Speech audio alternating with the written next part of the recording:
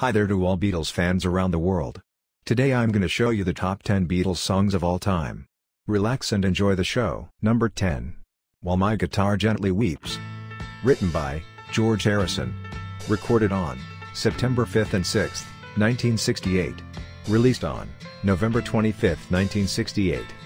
The lyrics for While My Guitar Gently Weeps, George Harrison's first truly great Beatles song, began as an accident, but a deliberate one.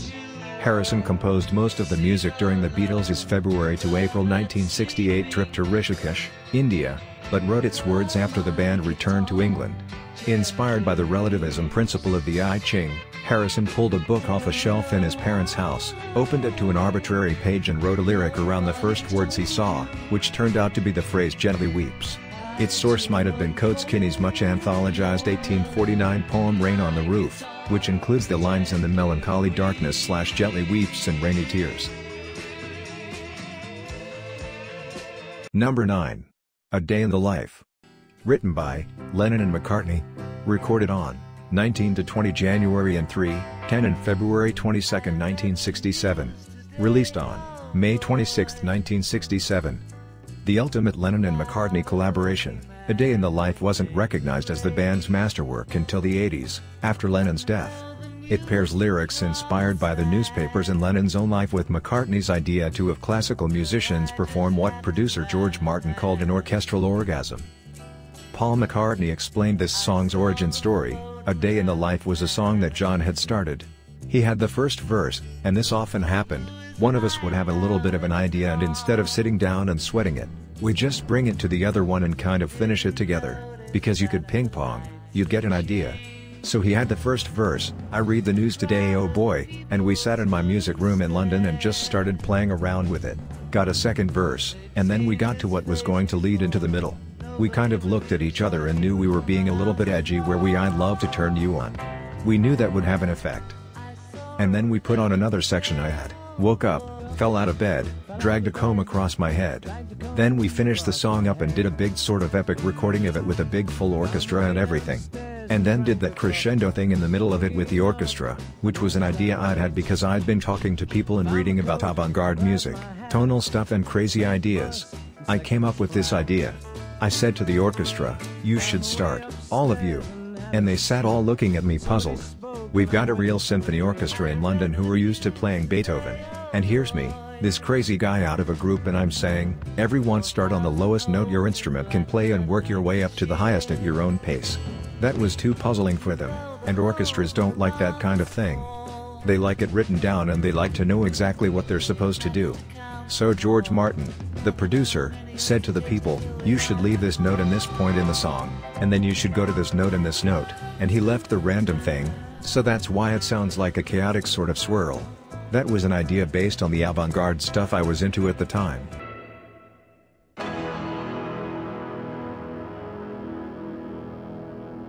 Number 8. I Wanna Hold Your Hand. Written by Lennon and McCartney. Recorded on October 17, 1963. Released on November 29, 1963, UK, December 26, 1963, US. This was the first Beatles song to catch on in America. In 1963, the Beatles became stars in England, but couldn't break through in the US. They couldn't get a major label to distribute their singles in America, so their first 3 singles there, Please Please Me, From Me to You and She Loves You, were issued on small labels and flopped, even though they were hits in England. Late in 1963, American news outlets started reporting on this British sensation, and interest in the group started to rise. Capitol Records took notice and released I Wanna Hold Your Hand stateside on December 26. The song rose up the chart, and on February 1, 1964, hit number 1. It sold better in the first 10 days of release in the US than any other British single, and remains the best-selling Beatles single in the United States, moving over 12 million copies. The Beatles celebrated madly when they found out they were number 1 in America.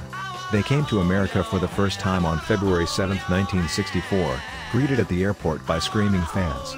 I Wanna Hold Your Hand was the number 1 song in the country at that time, and it stayed on top for 7 weeks. Number 7. Strawberry Fields Forever. Written by Lennon and McCartney. Recorded on November to December 1966. Released on February 13, 1967. U.S. February 17, 1967. UK Lennon, from his 1980 interview with Playboy magazine, Strawberry Fields is a real place. After I stopped living at Penny Lane, I moved in with my auntie who lived in the suburbs in a nice semi-detached place with a small garden and doctors and lawyers and the ilk living around. Not the poor slummy kind of image that was projected in all the Beatles stories. In the class system, it was about half a class higher than Paul, George, and Ringo, who lived in government-subsidized housing. We owned our house and had a garden. They didn't have anything like that. Near that home was Strawberry Fields, a house near a boys' reformatory where I used to go to garden parties as a kid with my friends Nigel and Pete. We would go there and hang out and sell lemonade bottles for a penny. We always had fun at Strawberry Fields. So that's where I got the name. But I used it as an image. Strawberry Fields forever. Some of the lyrics reflect being misunderstood. Lennon added, the second line goes, "No one I think is in my tree." Well, what I was trying to say in that line is, nobody seems to be as hip as me, therefore I must be crazy or a genius. Lennon wrote this while he was in Spain working on a movie called How I Won the War. The house where he stayed was in Almeria, which is in the southeast corner of the country. A distorted voice at the end sounds like "I buried Paul," which fueled rumors that Paul McCartney was dead. The voice is actually Lennon saying, "cranberry sauce." Over the end credits of The Simpsons episode Doin' in the Wind, you can hear Homer saying "I buried Flanders" in reference to this.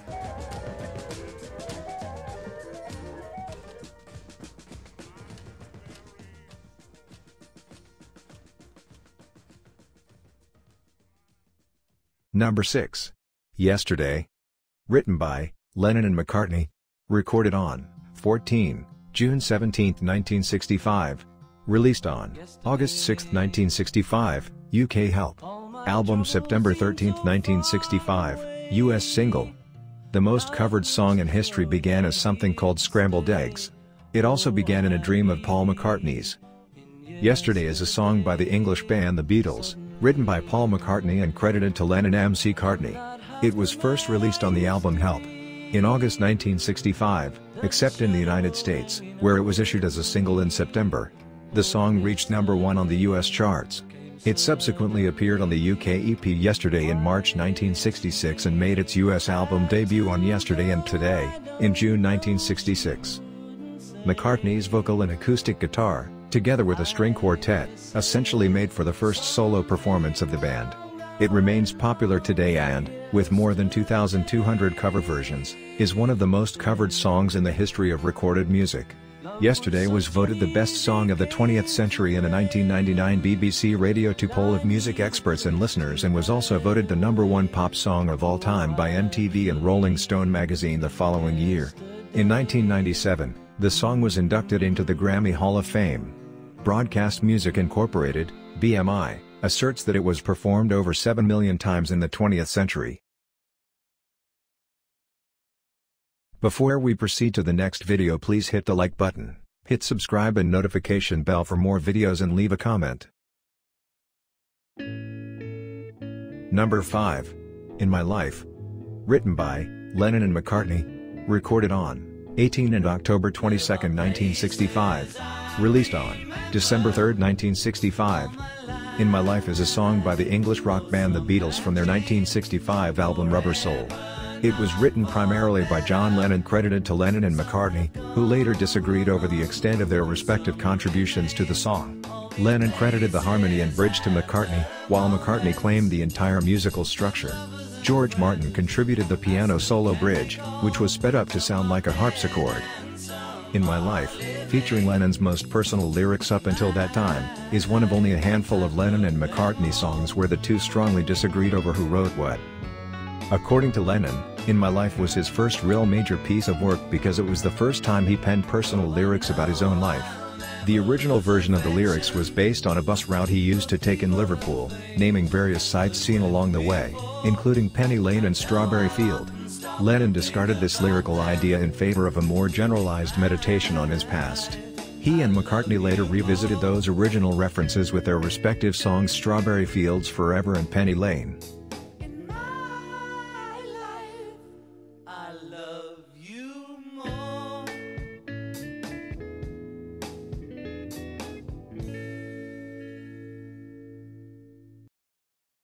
Number 4.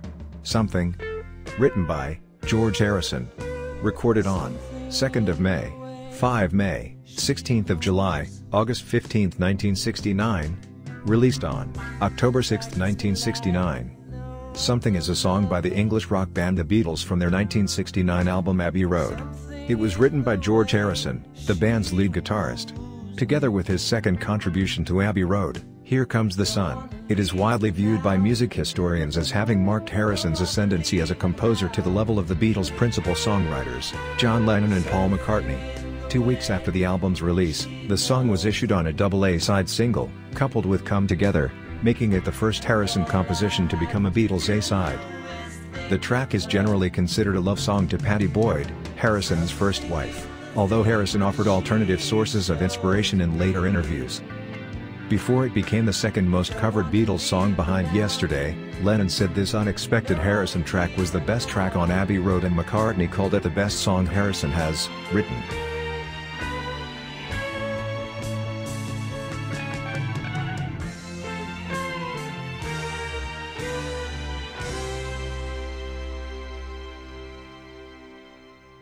Number 3. Hey Jude. Written by Lennon and McCartney. Recorded on 31st of July and August 1, 1968. Released on August 26, 1968. It was written by Paul McCartney and credited to the Lennon and McCartney partnership. The single was the Beatles' first release on their Apple record label and one of the first 4 singles by Apple's roster of artists, marking the label's public launch. Hey Jude was a #1 hit in many countries around the world. The writing and recording of Hey Jude coincided with a period of upheaval in the Beatles. The ballad evolved from Hey Jules, a song McCartney wrote to comfort John Lennon's son, Julian, after Lennon had left his wife for the Japanese artist Yoko Ono. The lyrics espouse a positive outlook on a sad situation, while also encouraging Jude to pursue his opportunities to find love. After the 4th verse, the song shifts to a coda featuring a na-na-na-na refrain that lasts for over 4 minutes. At over 7 minutes in length, Hey Jude was the longest single to top the British charts up to that time. Its arrangement and extended coda encouraged many imitative works through to the early 1970s.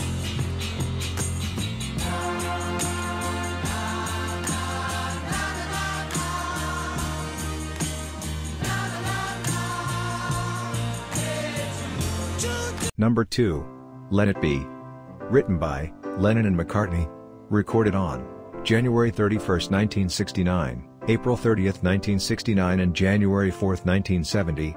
Released on March 6, 1970. Paul McCartney wrote this song. It was inspired by his mother, Mary, who died when he was 14. Many people thought Mother Mary was a biblical reference when they heard it. Let It Be is a song by the Beatles, released on March 6, 1970 as a single, and in an alternative mix as the title track of their album Let It Be. It was written and sung by Paul McCartney, and credited to the Lennon and McCartney partnership. The single version of the song, produced by George Martin, features a softer guitar solo in the orchestral section mixed low, compared to the album version, produced by Phil Spector, featuring a more aggressive guitar solo in the orchestral sections mixed higher. According to McCartney, this is a very positive song, owing to its inspiration. One night when he was paranoid and anxious, he had a dream where he saw his mother, who had been dead for 10 years or so. She came to him in his time of trouble, speaking words of wisdom that brought him much peace when he needed it. It was this sweet dream that got him to begin writing the song.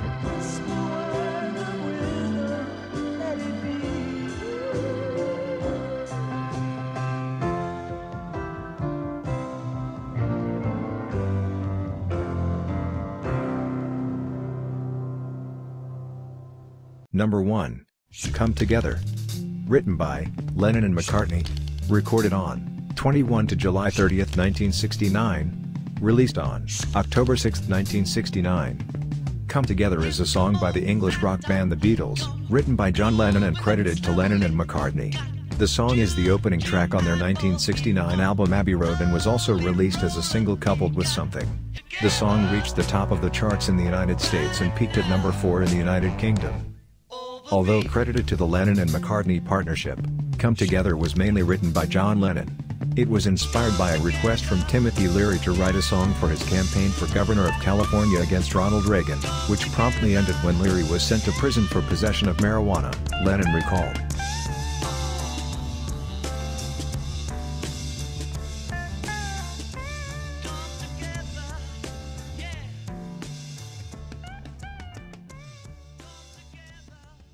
If you like my video, please subscribe to my channel and hit the notification bell for more.